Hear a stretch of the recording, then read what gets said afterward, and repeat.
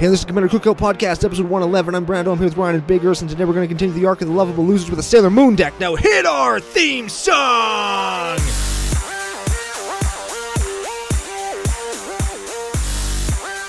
Hey Ryan, we're back for yet another whirlwind adventure.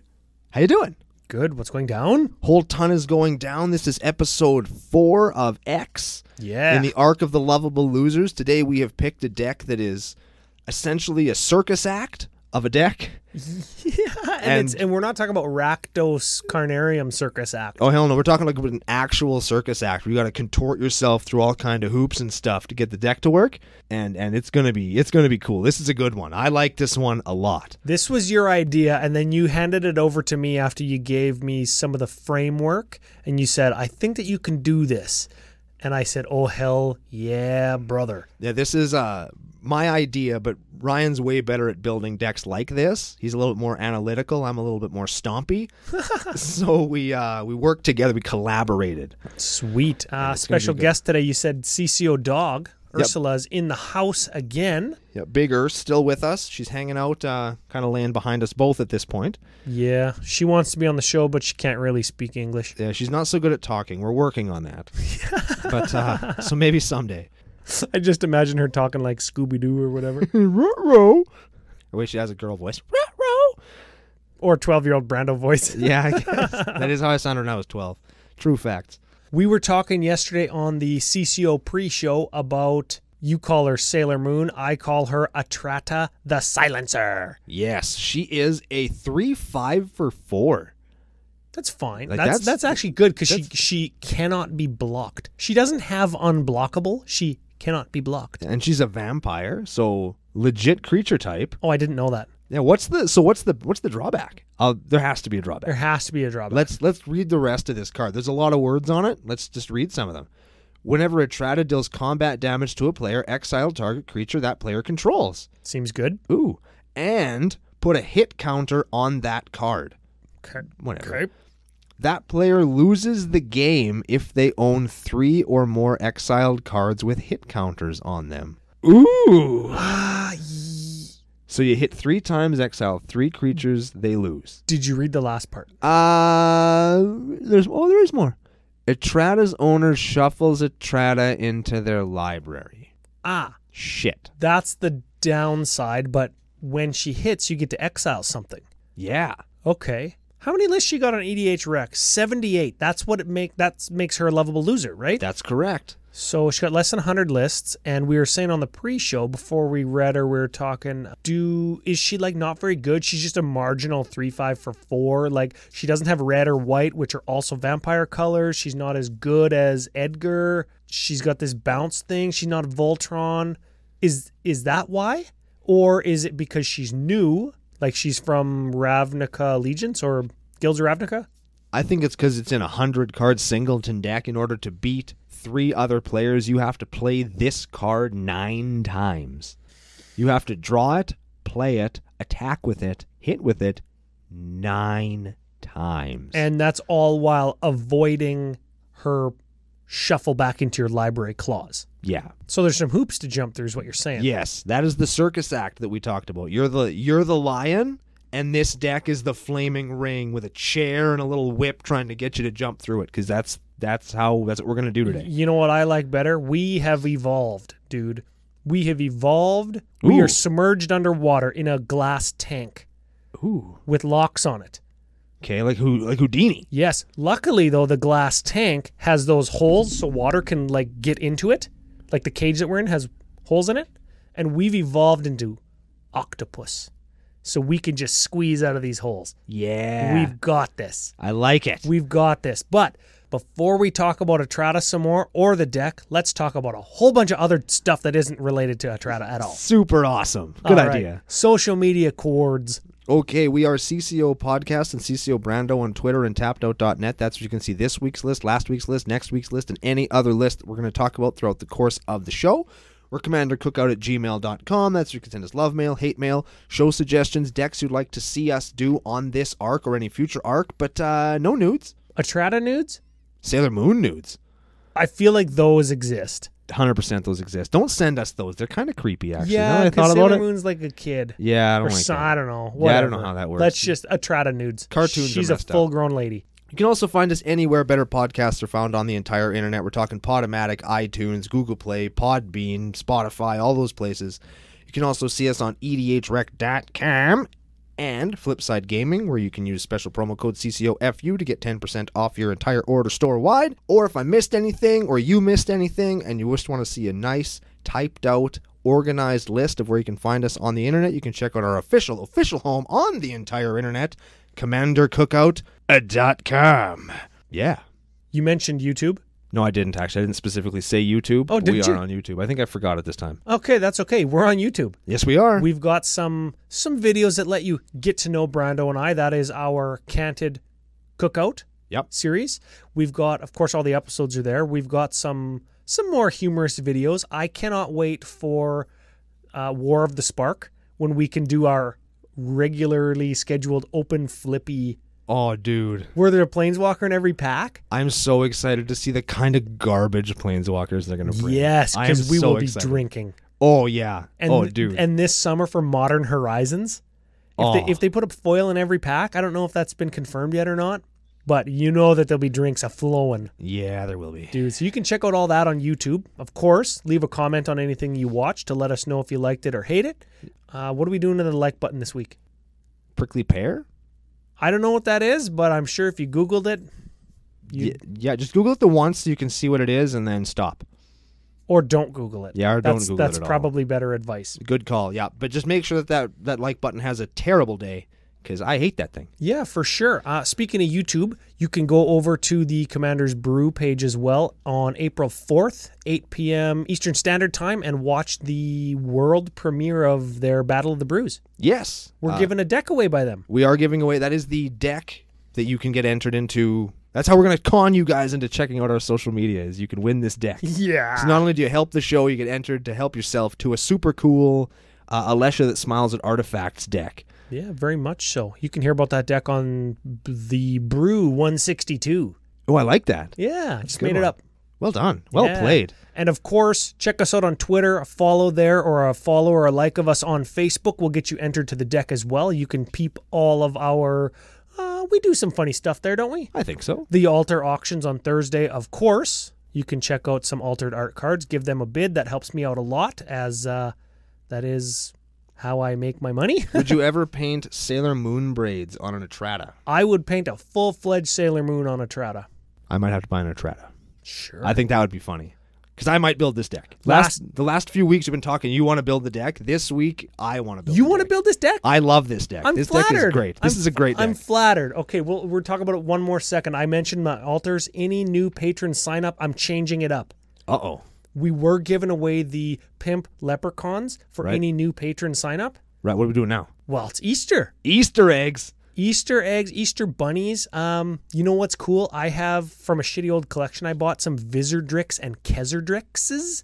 Those are the crazy, like, legendary bunny-looking creatures, right? They're not legendary, sadly. They're legendary, but not on the card. Yeah. The Magic commercial from back, like, in 1997 or 8 or whatever, they had this commercial that they took a bunny and they took a wrestler, like a lucha wrestler. Oh, cool. And put him in their, like, combino-matic machine thing and, like, pulled the lever and it came out Vizardrix. Nice. Yeah, dude. So maybe those will have to get dug up. Of course, white border because they're from Starter or something. Yeah. Those will get painted. You can receive those for signing up on our Patreon for the month of April. Yeah. I think we're in April now, aren't we? Yeah. It should be April 2nd by the time or people hear this. 3rd? Yeah. This is way in advance because we're going to MF in Calgary. Yeah, MF in Calgary. We have to preemptively record this video, but it's going to be good. It's going to be good. I'm sure we had a great time in Calgary. Oh, yeah, 100%. I still have a headache. That's probably true. Last thing on the Patreon. We've had some nice reviews of the CCO pre-show. Yeah. We've decided that we want to open that up to all patrons. Yes. So if you are a Patreon supporter and you want to come along for the ride on our pre-show prep, listen to our mic checks or some funny stories, maybe some stuff that we don't think that it should be on the show because it's not Magic related or whatever. Yeah, we're just talking. Yeah, we're just bullshitting. Come along. Yeah, we'd love to have you along for the ride. Patreon.com/CCOPodcast. Yes, sir. Super fun. It is. Now, Etrata. Actually, you know what? Before we start, we're going to go to her page on Gatherer or Scryfall or whatever you got up. We're going to read her rules. Yeah, this is a very unique card, and that might be another reason why she isn't built more often, because there is a lot of complexity here, I think, a lot of layering and a lot of stuff that, like, immediately when I saw her, I'm thinking, well, we'll just give her a Fire Shrieker, and that'll make her go twice as fast.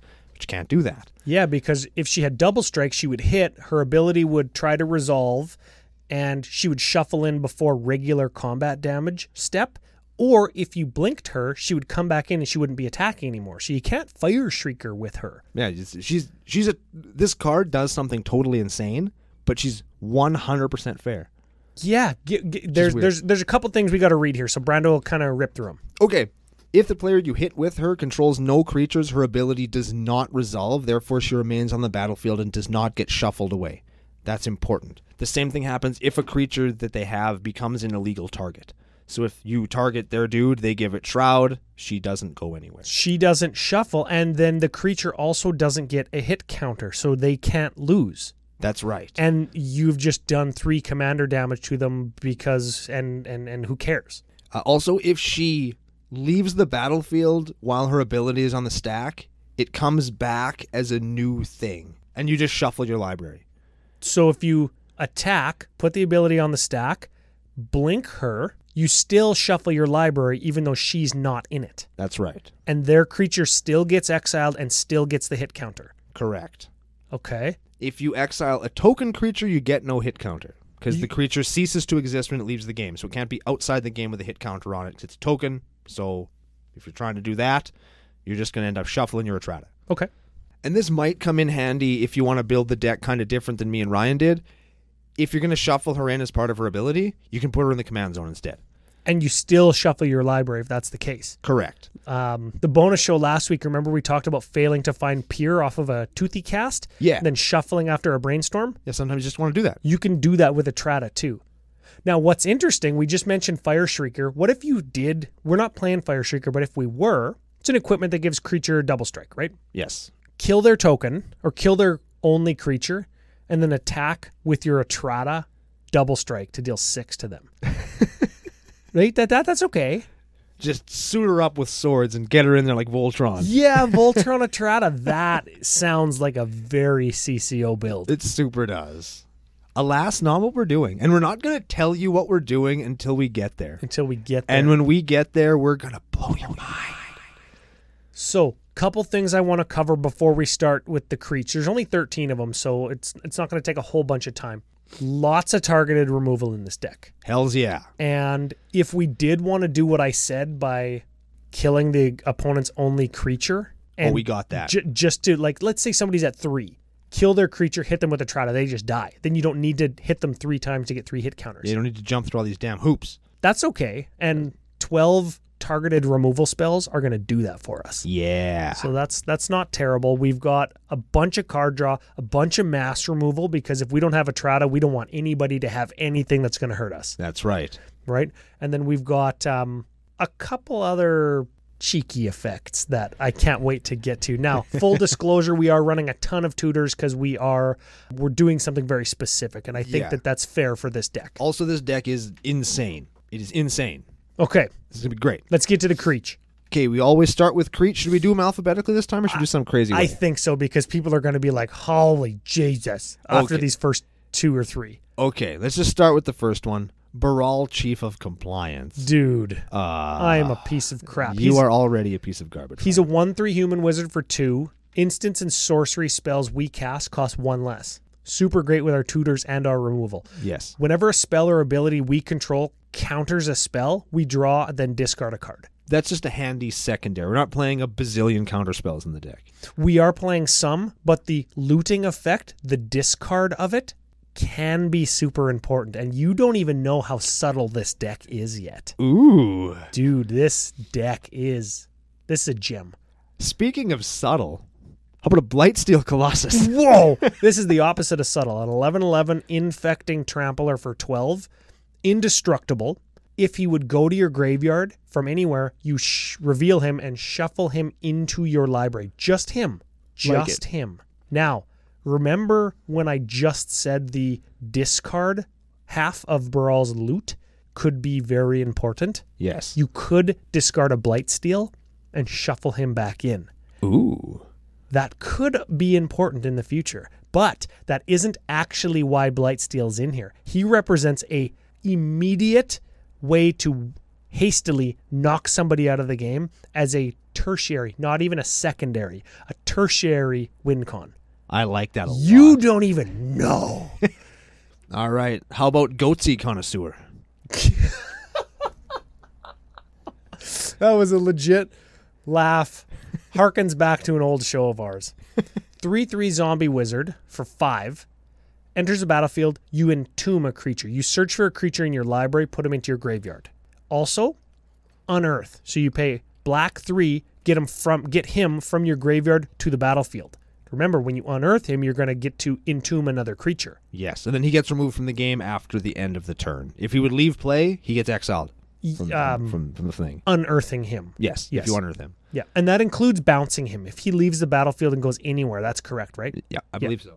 And he gains haste, too, with unearth. I like that unearth ability. It lets you get 2 uses out of your creatures. It's a good one. Yeah. How about Doom Toucher? I call him Doom Toucher because he has 5,000 hands and is really creepy. That I didn't even know. Yeah, he does not whisper. I thought that was like a cloak. No, those are little hands, little arms sticking out of him. Yeah, I see that now. Yeah, that is dude. terrifying. Yeah, like if he's not whispering to people, he's touching. He's bitch slapping them like 58 times. Like E Honda. Yes. 2 funnies in a row. Doom Screamer is a 6/6 flying trampler for 5. If that's not good enough. Yeah, as if that's not enough.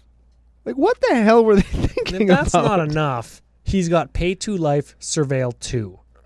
AKA pay 38 life, surveil whatever, 18. Yeah. So you look at the top 2 cards of your library. You can put any number of them on the top of your library or into your graveyard. Probably we just want to put them into the yard. Excellent. All right, next creature, we got a Dickbag Marauder. Coin Purse Marauder. Yeah. Yeah. Kind of what it Flesh looks bag. like. Yeah. He is just I love this guy. I love the art. I love the name. I love the ability. He's a 3/1 zombie warrior for 3. Enters the battlefield. Each player sacks a creature. Now, I want to skip forward. We are also playing Merciless Executioner, and we're also playing Plague Crafter. They're all pretty much the same thing. They enter the battlefield. Somebody sacks a creature. Important when we can play them at instant speed. Yes. Also, Plague Crafter is a 3/2 instead of a 3/1, and if the player doesn't have a creature to sack, they chuck a card instead. Or a Planeswalker. Yeah. So Plague Crafter, obviously the best one. Not based on art, though. No. Looks kind of like Jace, so loses points. Yeah, Coin Purse Marauder's the best. Yeah. It's Flesh Writher. Flesh Writher, full discretion and disclosure. There we go. I thought that said transmute. No. But he's got an ability called Transfigure. Which is the same thing. Except that transmute, you pay 3 mana and then you chuck it and search your library for a card with the same mana cost as the card you just chucked. That's right. Transfigure is when he's on the battlefield because he's a creature. You pay the Transfigure cost, sacrifice him, and search for a card with the same converted mana cost. And put it into play. Yeah, so it's like, it's exact same, but it's on the board instead of in your hand. Love it. Yeah, so he's 4-drop, you pay 3, so you're 7 all in and you get your Etrata back. That's right. So it's kind of like you're adding a card. You're using a card to avoid commander tax because you're letting Etrata go into your library. That's a good like escape button or reset button. It's good. I like him a lot. So the first time Etrata's ability goes off, you zone her. Then she comes back and costs 6. The second time her ability triggers, if you zoned her again and played her again, she'd cost 8. Too much. But if you've got your Flesh Writher, you cast him for 4, then you pay his ability for 3, you're getting an Etrata for 7, so you're discounting her by 1 mana. It's pretty cool. And if you can get him back, you can just continue to transfigure him every time you shuffle Etrata in. So she only costs a maximum of 7 ever. Subtlety, dude. You have no idea. I'm going to keep on hammering that home that this deck, I'm telling you. I like how every time you say subtlety, we just move on to a straight up dirty beater like Grave Titan. Subtlety. He gives you 2 subtle zombies when you attack with him or he ETBs. So he's like 10 power for 6 mana with Death Touch when you cast him. And then every time you attack with him, he's just going to give you more zombies. Love him. Yeah, speaking of more zombies. Josu Vest the Lich Knight. Yeah, we never played this guy before. I've never seen this card before. This is from Dom. So he is 4-drop, 4/5. Pretty good. He's a 4-drop, so you could get him with your Flesh Rider. Yeah. But you can't pay his kicker cost because you're not casting him well if you're Flesh Rider. Kicker of 6? Kicker of 6. So what do you get? So what is that? 6 and 4. You're 10 all in. He's got Menace. When he enters the battlefield, if he was kicked, you create 8 2/2 zombie creature tokens also with Menace. So he's like Grave Titan on steroids. For 10. I'm okay with this. That's all right. You're getting like 20 power of Menace. Oh, that's pretty good. 20 power for 10. We're going to have 10. We're playing long game with this deck, right? We got to hit people 9 times with our commander to win. Or we'll just make 20 power. Yeah. I'm okay. Beat wholesale ass. How about Phyrexian Delver? Oh, baby. Okay, so 5-drop, 3/2 zombie. When he enters the battlefield,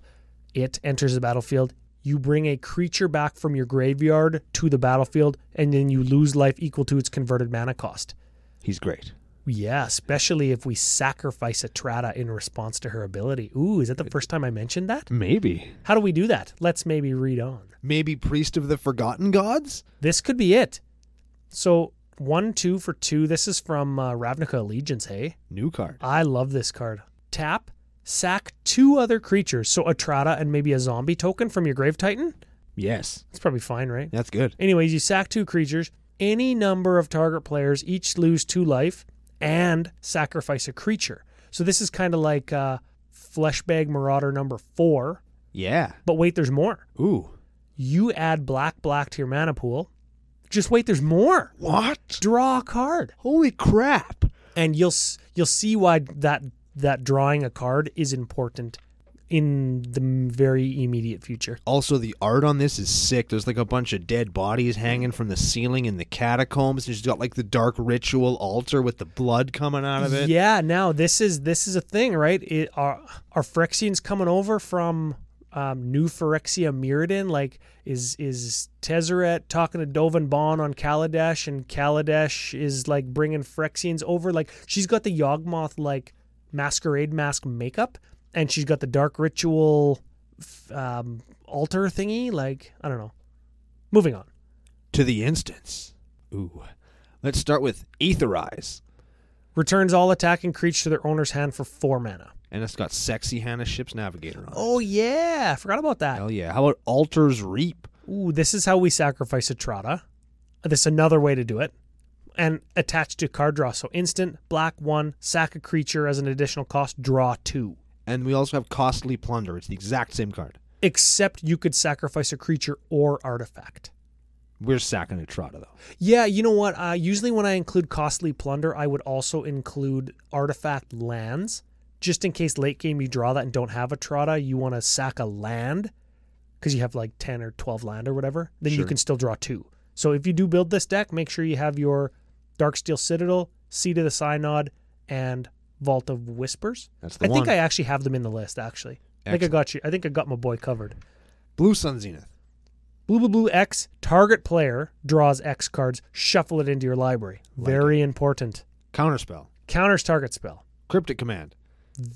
Counters a spell, taps all your opponent's creature, draws you a card, or returns a permanent to its owner's hand. Very cool. We could bounce Etrata with that if we were like pussy-ass bitches. Yeah, if we're hurting, yeah, we could do that. Cyclonic Rift. That's Rift. Remember, you can't bounce Etrata with Rift. It has to be something you don't control if you don't overload it. You also have to be careful with it, because if you're trying to win with Etrata, you can't remove all their blockers with Cyclonic Rift, because then you can't remove them with Etrata. Oh, yeah. Very important. Very important. Disallow. Disallow counters target spell, activated, or triggered ability. You could counter whatever you wanted with it, including Etrata's ability. Ooh. So if you didn't want her to bounce. Evacuation. That bounces all creatures. You could also get Etrata with that. Another card with Hannah on it, Factor Fiction. Yeah. 4-drop. Reveal the top 5 cards of your library. An opponent separates them into 2 face-up piles. And then you put a pile of your choice into your hand and the other into your graveyard. Super important that it's 5. Super important that it's an instant. That is a mighty, mighty card. People don't understand, like, you get the choice of 5 cards. It's good. It's so good. Yeah. Everybody's most wanted card for Modern, it seems. Force of Will.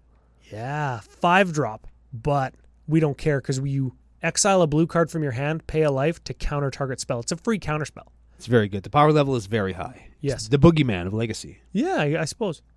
Go for the throat. Destroy target non-artifact creature. Gush. Free by returning 2 islands you control to your hand. Draw 2 cards. Super important card in the deck. Hero's Downfall. Hold on a sec. What?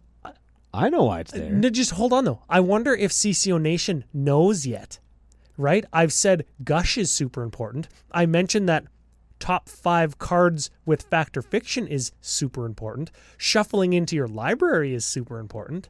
What are we playing at There are here? some people out there right now that are so angry with us. Yes. There are some people that are so mad. It's because they don't know. Oh, no, they know, and that's do why they're they? mad. Oh, No. yeah. Oh, there's people They that have know. no idea. Hero's Downfall. Destroys target creature or planeswalker. Notice that these destroy target creatures can all hit Etrata. Yeah. Limdul's Vault. Hey, another top 5er. Okay. Black, blue, instant. Look at the top 5 cards of your library. As many times as you like, you can pay 1 life and put those cards on the bottom in any order. Then look at the top 5 of your library. Then shuffle your library and put those 5 cards back on top of it. In any order. Yes. So you can reorder the top 5 cards of your library after you're satisfied with that top 5. It's a super cool card. Also, if you're going to play this at home, kids, try and get the original art, because this one from Commander or whatever the hell set the current one I'm looking at is from is the worst. It's the worst. Sure. Now let's talk about F the budget in Mana Drain. Yeah, blue counter target spell at the beginning of the next main phase. Your next main phase, you get colorless mana equal to the spell you countered's converted mana cost. Madness. Oh, I love this one. I cast this for the first time last Tuesday. Murder. Black, 1 instant destroy target creature. Excellent. Full stop. Mystical Tutor. Search for an instant or sorcery put on top of your library. Negate. Counter target non-creature spell. Nexus of Fate. You dirtbag. Nexus of Fate? Dude. Oh. It shuffles into your library. Why would that even be important, man? You have no idea. Blue, 5. Take an extra turn after this one. If Nexus of Fate would be put into your graveyard from anywhere, reveal it and shuffle it into its owner's library instead. It's crazy. You could not keep that with a Factor Fiction. Boom, shuffle it in. Yeah. Price of Fame. This is a cool one. It costs 2 less to cast if it's targeting a legendary creature, like Etrata. Yeah. Okay, so it's black 3 or black 1 if it's targeting Etrata. Destroy target creature, and then you surveil 2. Ooh. Yeah, so we can just bin a couple things. How about Shallow Grave? Shallow Grave. Now, do you remember Blightsteel Colossus? Yes. And you remember his graveyard triggering ability. When he hits a graveyard from anywhere, you shuffle him in. I do. This is a cheeky little tertiary win con that I've actually played and knocked people out of the game with before. Yes. So Shallow Grave is an instant. It is. You have it in your hand. Blightsteel hits your graveyard. Respond to the shuffle him back in trigger with a Shallow Grave, and you put the top creature card of your library onto the battlefield, and it gains haste. So you're reanimating, giving haste. Cool. At the end of the turn, you sacrifice it. And then he would shuffle in again. You move it from the game. Oh, yeah, sorry, you exile it. That's right. So you put him onto the battlefield with haste after you've discarded him for whatever reason. For some other thing, yeah. Yeah. You could surveil him. Yeah, or you could Corpse Connoisseur. Yeah, you could surveil him. Yeah. With your Doom Whisperer. Yeah. You need to when you're dead on board or whatever, and but he doesn't have any blockers. Or you kill his blockers. Just get him. And then you just like Doom Whisper until you're at 2 to find your Blightsteel.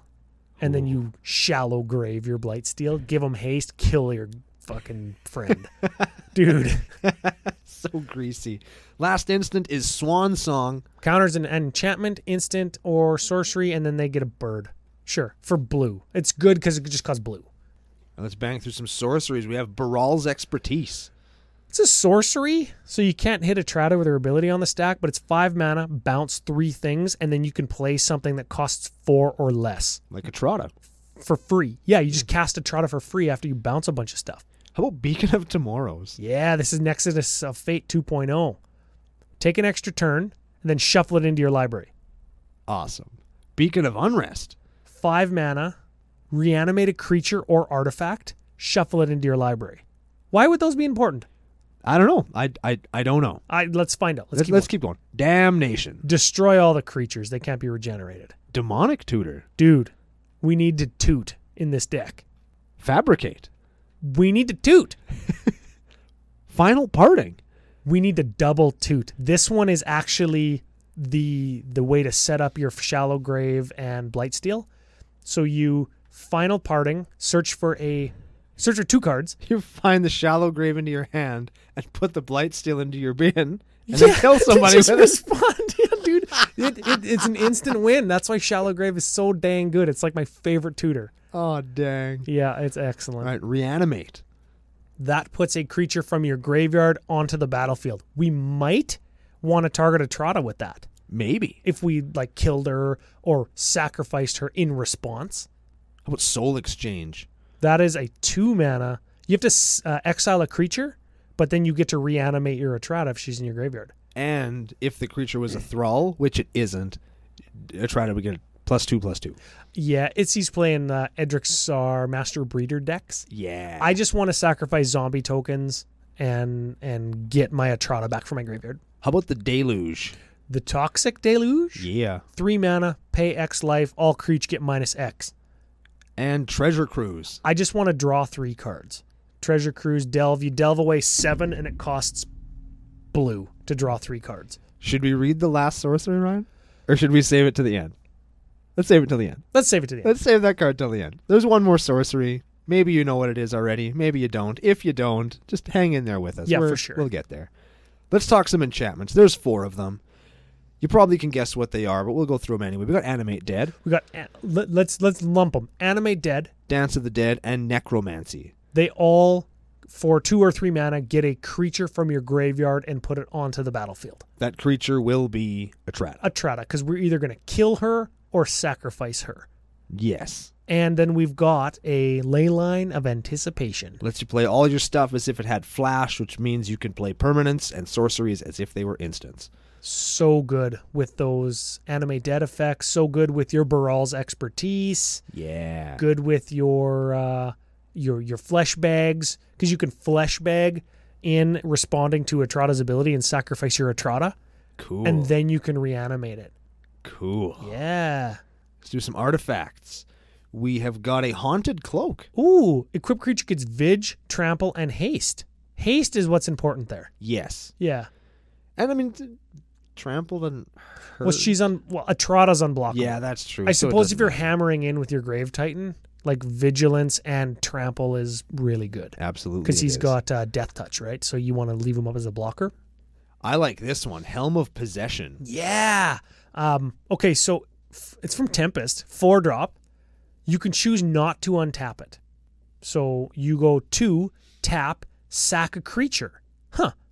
Guess we'll just sacrifice Etrata Yeah, why not? with her ability on the stack. You gain control of a creature as long as it remains tapped. Helm of Possession remains tapped. So we just get their best thing so they can't get us on the crackback with it. Sorry, we get their second best thing because they can't get it on the crackback. We probably exile their best thing with a hit counter on it. Yeah, we've already assassinated their best thing. Or vice versa. No, you get the best thing because they might get it back. I Yeah, suppose, man. yeah. I Always was get going the to best say steal their best thing and assassinate their second best thing. Yeah, don't get greedy. Yeah, that would be, okay, I got you. Isochron Scepter. Isochron Scepter. Oh, shit. You cast it for 2, imprint an instant with converted mana cost 2 or less, and you can pay 2 colorless, tap the Scepter, cast the instant. Yes. Great with like Mana Drain or Counterspell. Or Limdual's Vault. Yeah, because you can pseudo-tutor every turn. Wink, wink. Greaves. Haste. Mirage Mirror. The best artifact on the field. Or land, or enchantment, or creature. What you said. Yeah. That is a good card, dude. Phyrexian Vault. 3-drop, pay 2, tap, sack a creature. Uh-oh. Yeah, you know what? That's actually really good when you sacrifice your Blightsteel after you Shallow Grave it. Or your Etrata. Yeah. Anyways, what do you get? You draw a card. Pretty good. It's good. Strionic Resonator. This, I needed to include this. This is like the top card in Etrata on EDHREC.com. It's so good, though. Yeah, it cuts your clock in half, right? It's the Zata effect of Etrata, and it's only one card. So let's just play it. Take the hit. Exactly. You 2-drop, you tap it for 2, copy a triggered ability, and you just copy Etrata's ability. So 2 things get exiled with hit counters on them. Yeah, it's awesome. Yeah. Swiftfoot Boots. Haste. Then Hexproof haste. I don't care about hexproof. I just care about haste. Agreed. And then we've got Talisman of Dominance, Sol Ring, Commander Sphere, Dimir Signet as our rocks. Yeah, that's fine. You can sack your Commander Sphere to draw a card. That's pretty good. And we're playing one Planeswalker. Yeah. It's the sexy Liliana. Liliana Death's Majesty. Yeah. So she's 5-drop for 5. You can plus her to get a zombie. Cool. So the zombie sub-theme, there's like 4 or 5 cards or whatever that like let you beat in. Yeah. All just efficient. Liliana's going to give you repeated value, right? And You got to find those alternate ways to win. Yeah, and her -3 is reanimate a dude. Yeah. So you can reanimate your Grave Titan or your Etrata. Just sack your Etrata and then reanimate her. So good. Yeah. And then you can also -7 her to destroy all non-zombies. Which fits perfectly with our zombie sub-theme.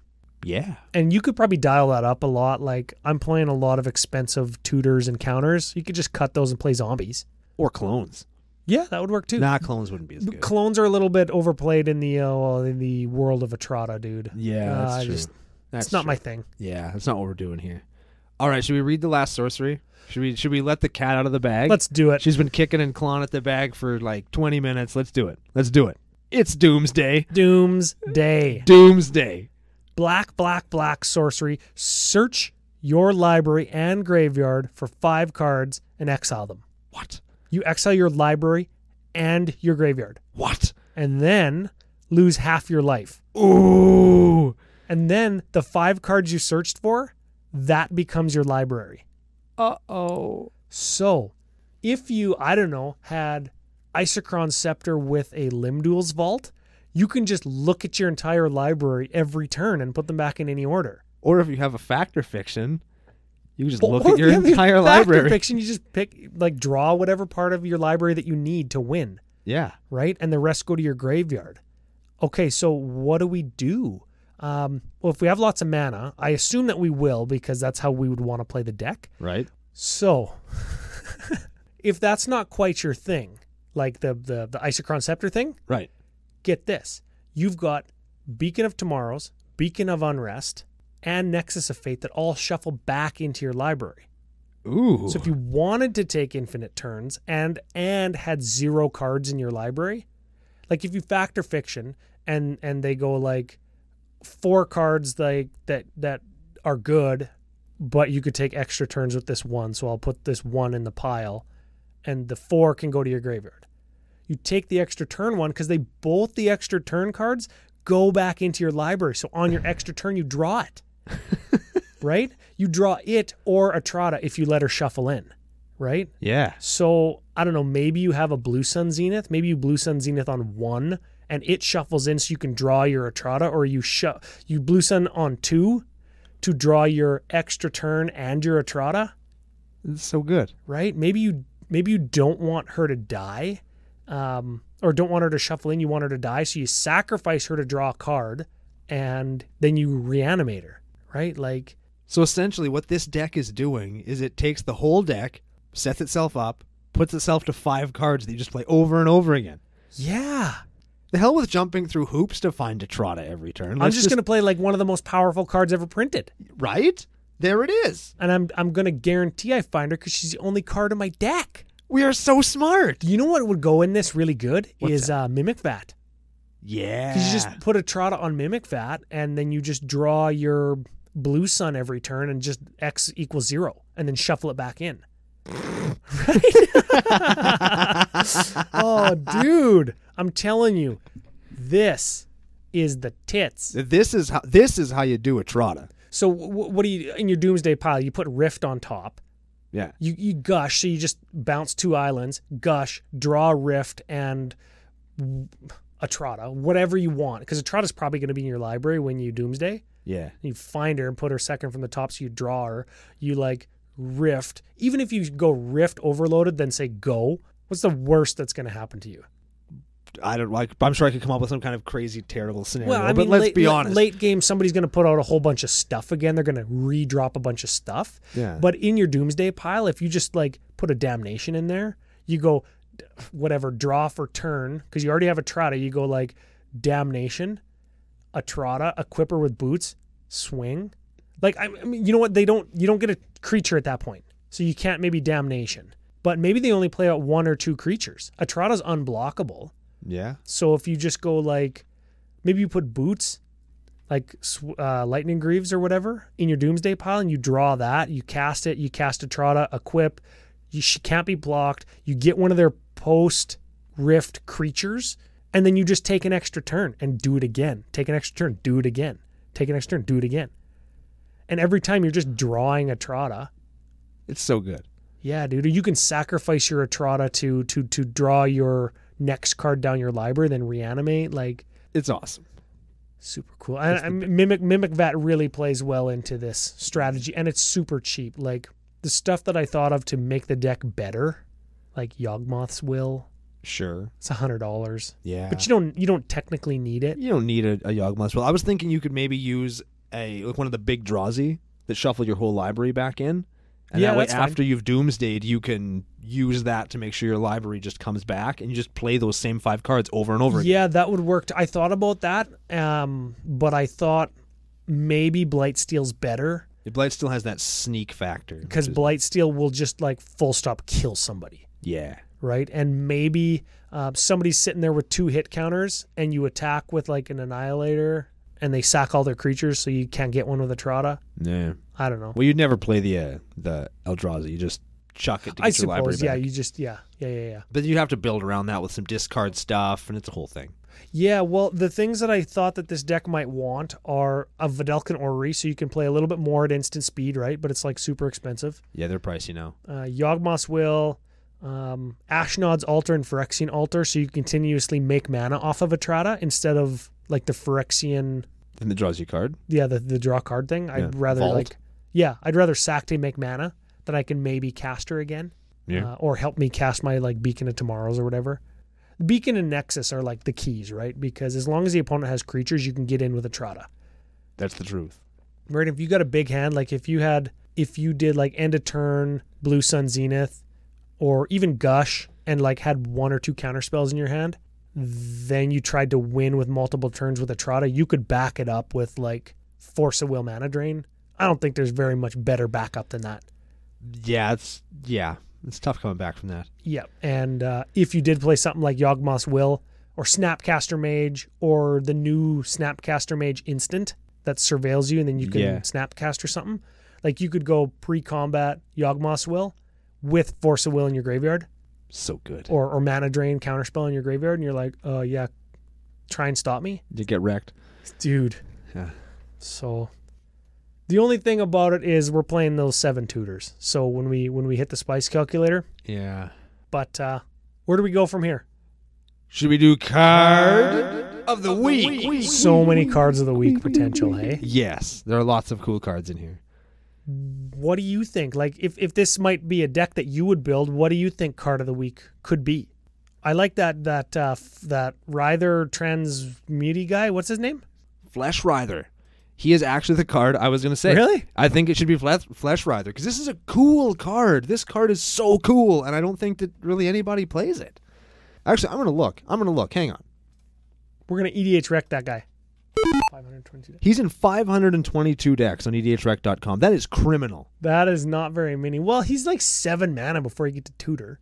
But like he's a 3/3 for 4, which is okay. You know what? I like him in Grave Pack decks. Like he could sneak some damage in. And I like him for chip-ins. Yeah, for sure. If you cast him on 4 and you just start like beating ass, do you have to transfigure him as a sorcery? Yeah. Yeah. So he does have that thing where you can't block with like chump him and then sack him. But I mean, he's got a fairly decent power toughness ratio. He's a good card. He's a good card. I guess how many chip-ins do you need to get before it's like greedy? Like you're trying to attack one more time to get 12 damage out of him. And then it's like, oh, I missed my tutor because somebody wrathed on turn 7 after I've attacked with him 4 times.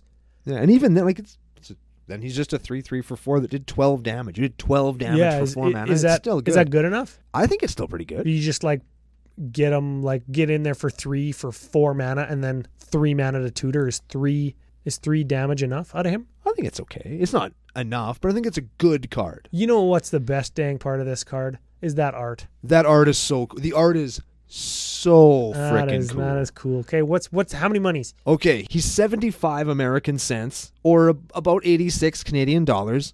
Or if you want to get that mad foil, you're looking at about $7 or, 93.81 Canadian. So it's like a 10x foil multiplier. Yeah, it's pretty big. I actually have a foil of this, and it's very nice. Yeah? I opened one back in the days where I was actually opening Future Sight. Future Sight only said he was in. Yeah, playing the Goyf lottery.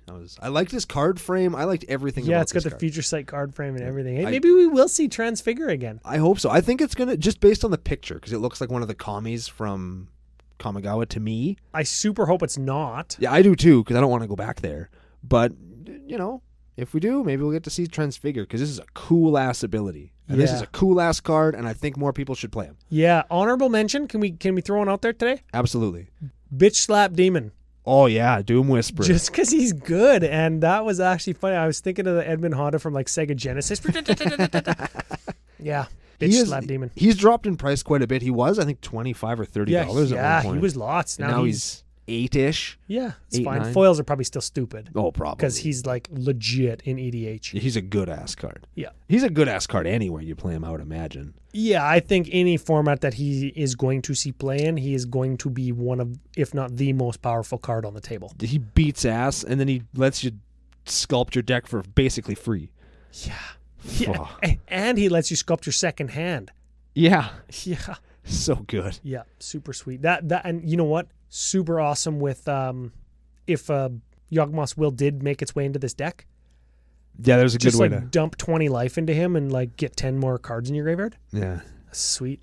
Or whatever that math is. I don't know if that's how it works. It's 1 for 1, I believe. 1 for 1. Yeah, just pay 20, get 20 more cards in your hand. All right. Okay, milk list. Everybody loves the milk list. Yes, as per EDHREC.com, the most popular cards at each converted mana cost slot from 0 to 16 today. In Dimir, I wonder what that 16 slot is going to be. Yeah, it's probably really good. It's probably super powerful. I'll bet it is. In Dimir, yeah, what, or as the kids say, what do they say? I'm better than you? Sailor Mew. That's how they say Sailor Moon in the Japanese theme That's song. the thing. Okay, I got it. Yeah. Okay. 0 drop slot. Mana Crypt. Ooh.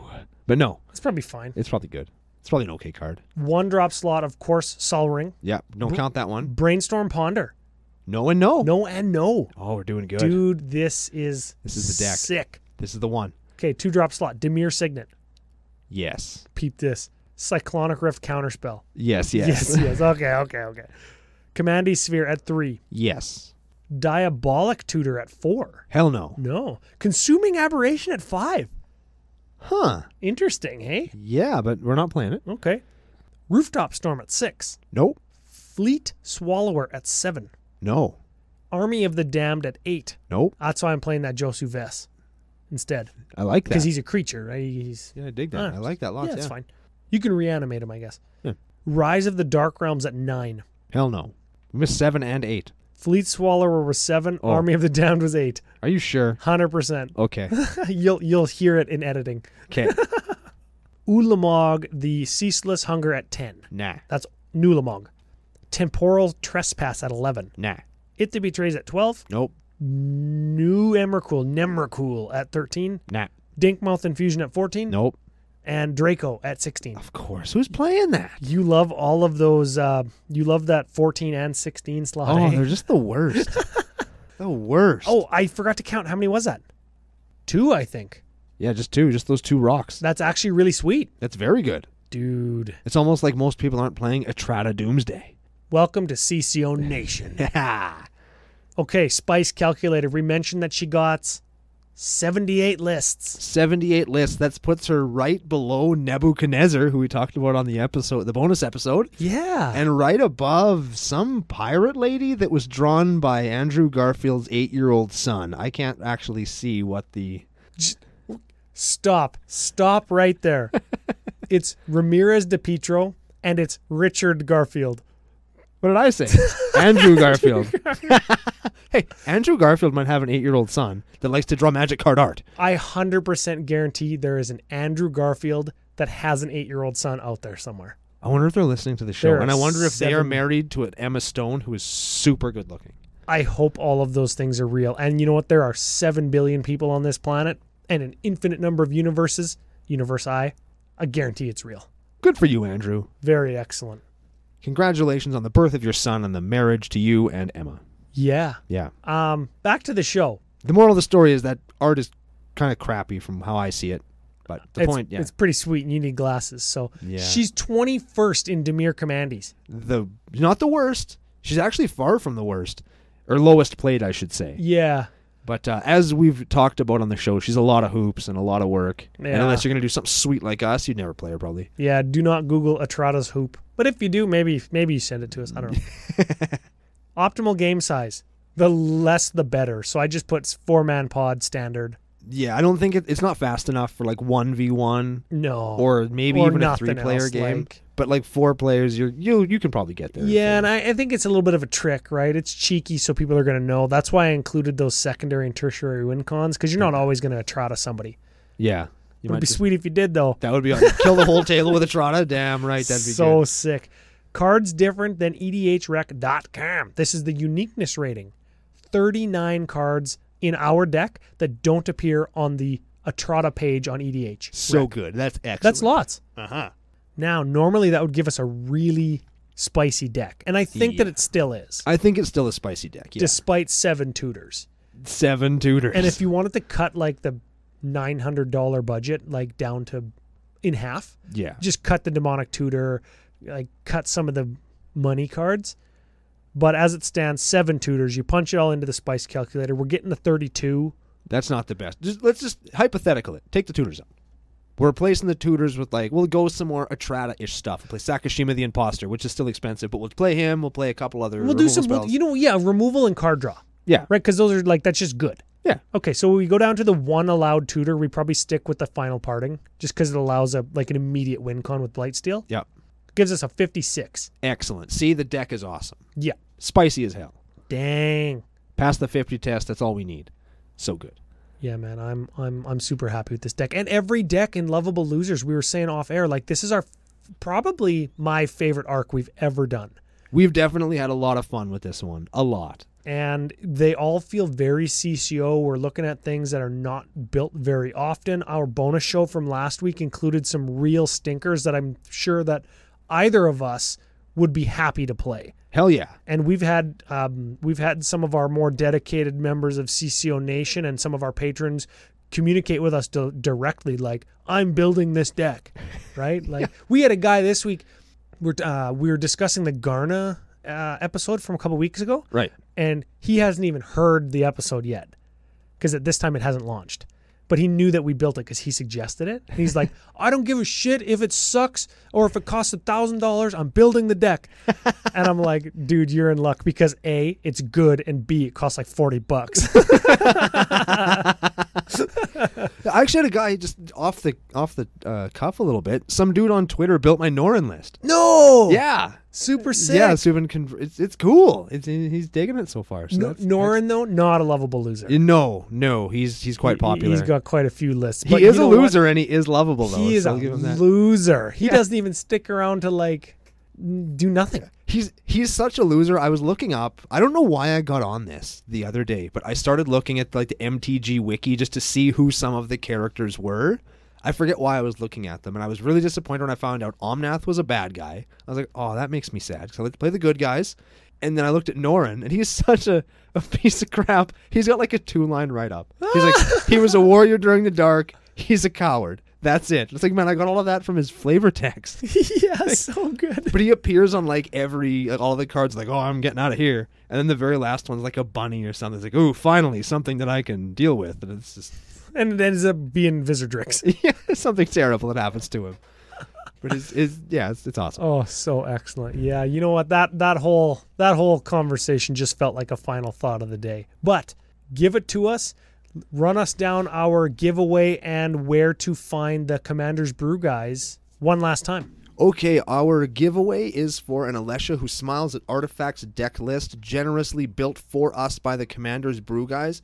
Now, as it's probably, I think it's the 2nd as you should be hearing this, that gives you a couple of days to set in your calendar to go over to their YouTube channel at 8 p.m. Eastern Time to check out the flagship episode of Battle of the Brews.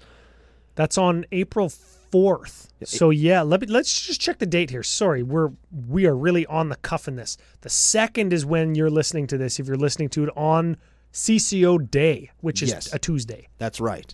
And then the 4th is a Thursday. Yep. So skip that late night shopping and like go watch our boys. Yeah, check out the Battle of the Brews. It's going to be a great time. Let them know how you think. Give them a big FU from your boys over here at CCOPodcast, CCO Nation, all y'all, and enjoy the show. Check them out. Thank them for helping us out with that big, super cool giveaway. You can get entered into that by liking this video, this podcast, asking for more, destroying the like button, anything you want to do. Interact with us, and we'll get you entered to win that. We've got a couple more episodes in the Arc of the Lovable Losers, so we'll keep that pushing on into April. As for this deck, I think this is my favorite deck that we've built so far, even though I own one of them. I want to own this one real bad, too. This is super fun. It's taking Doomsday and doing something that isn't broken as sin with it. It's using a broken mechanic to do something that's a lot of fun, and I love doing that. Well, we are using Nexus of Fate, which I know that you love that card, and I know that you love that you can only get it by buying a box. Yeah, I super do love those things. No, I love it. Yep, it's my favorite thing. Favorite thing. But that aside, my favorite thing aside, this is a super cool deck. I hope you all build it. Check it out. Give it a try. It's going to be a lot of fun, I promise. And it's going to shock all of your friends and your neighbors. But that's it for us for another week here on Commander Cookout Podcast. We'll be back next week with another lovable loser as we continue on the arc of the lovable losers on Commander Cookout Podcast. Hit our theme song! Woo!